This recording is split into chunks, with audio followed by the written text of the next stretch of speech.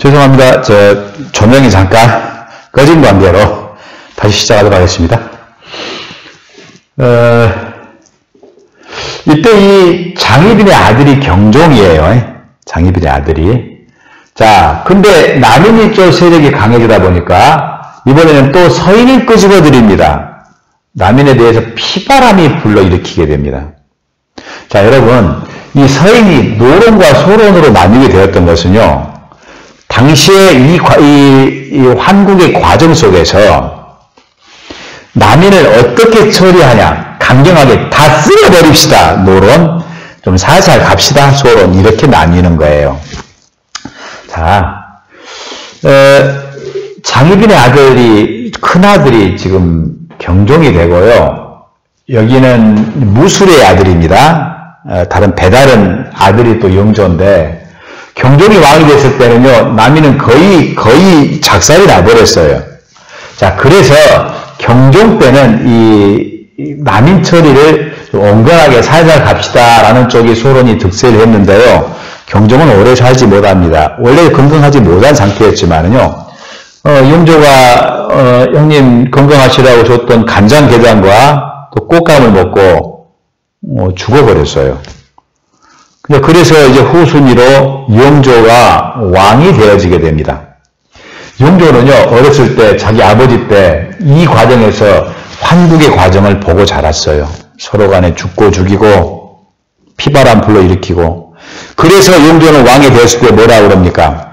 나는 당파에 구애됨이 없이 모든 사람들을 등용하겠다라고 이야기를 하는 거죠. 자, 그런데 그래서 나는 탕평책을 실시하겠노라. 모두가 내 뜻에 따르는 사람은 내 품으로 다 오너라 라고 했는데 다 왔습니까? 아닙니다. 안 옵니다. 노론 세력만 옵니다. 나머지 소론과 남인 세력들은 오지를 않아요. 쌩 까버린 거죠. 자, 그런데 영조가 했던 탕평정책은 온전한 의미의 탕평정책은 아니라고 볼 수가 있어요. 영조는요, 분당에 근거지인 서원을 많이 축소를 시키기도 하고요. 성균관에 탕평비를 세웁니다. 성균관은 뭐 하는 곳입니까? 나중에 관리가 될 사람은 교육시키는 곳이잖아요. 너희들 관리가 돼서, 너희들 과거급제에서 관리가 되면은 어느 당파로 가지 말고, 공평무사하게 이렇게 해라라는 의미에서 탕평비를 세웠어요. 영조는요, 백성을 사랑하는 또 그런 정책인 균역법도 실시했답니다. 당시에 군포를 2필씩을 내요. 의무적으로. 세금이에요. 근데 이것을 한 필로 줄여주었던 균역법을 실시했다는 것도 일단 한번 보기 바랍니다. 영조의 아들이 정조가 아니에요. 영조의 아들은 사도세자랍니다. 근데 우리가 사도세자 그러면은 영화에도 나왔지만 영조가 자기 아들을 뒤주에 가둬 죽여버리죠. 왜 자신의 아들을 죽였을까요? 당정의 과정 속에서 우리가 이해를 해야 됩니다. 아까 내가 이야기를 했죠. 영조가 야, 내 뜻에 따른 사람 다 나한테 다 와 했을 때 아무도 안 왔잖아요. 노론 세력밖에 오지 않았잖아요. 노론은 영조를 둘러싸고 있었고 영조를 왕위에 올렸던 세력입니다.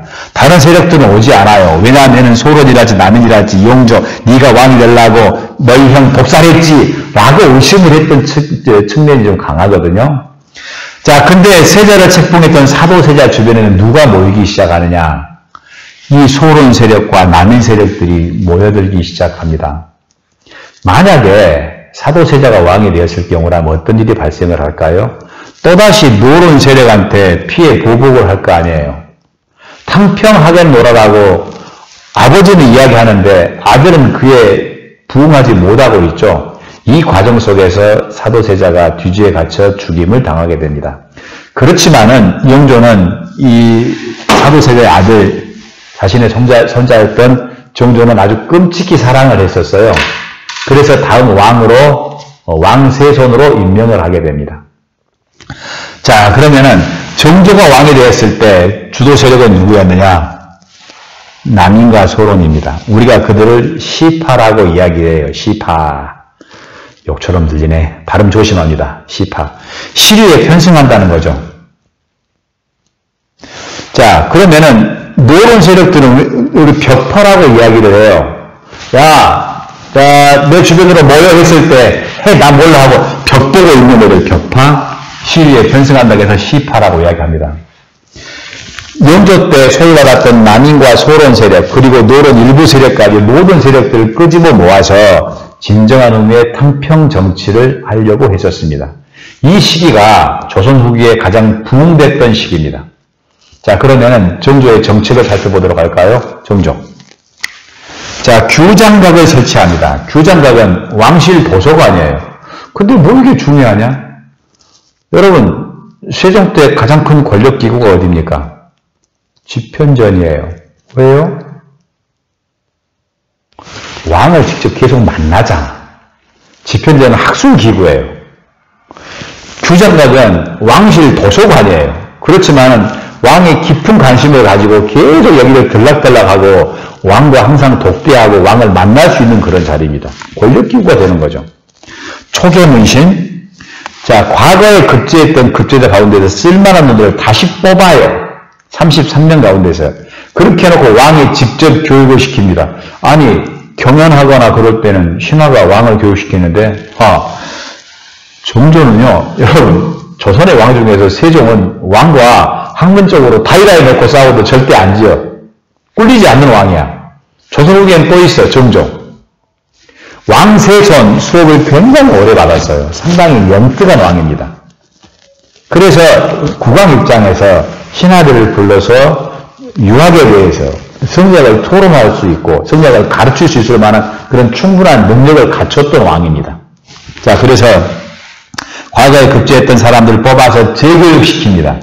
그들을 규장각으로 보내기도 하고요. 자신의 권력을 핵심으로 삼기도 합니다. 장용형, 국왕의 친위부대입니다. 아니, 왜 그걸 만들어요? 만들 수밖에 없어요. 당정의 과정 속에서 정조가 왕이 됐을 때 몇 차례 암살의 위협에 시달리기도 합니다. 자, 그래서 자신을 보호하는 친위부대를 만듭니다. 그 부대가 장용영입니다. 조선의 중앙군의 핵심은 오군영이죠. 이 장용영이 국왕의 친위부대가 이 오군영의 화력을 능가하는 아주 막강한 부대가 되는 거죠. 자, 그리고 자신의 이상을 실현하는 도시로서 화성을 만듭니다. 지금의 수원입니다. 자, 정조는 이 조선 후기의 부흥을 이끌었던 이 정조는 안타깝게도 나이 49살에 일찍 돌아가십니다. 그러면서 나이 어린 순종, 헌종, 철종으로 이어지는 세도정치 시기가 오게 됩니다. 세도정치, 세도 가문은 우리가 왕의 외척 가문인 풍양조씨, 안동 김씨를 이야기를 하죠. 참 안타까운 일이죠. 세도 정치에 대해서는 다음 시간에 또 이야기를 하도록 하겠습니다. 자, 오늘 여기까지 다들 수고했어요.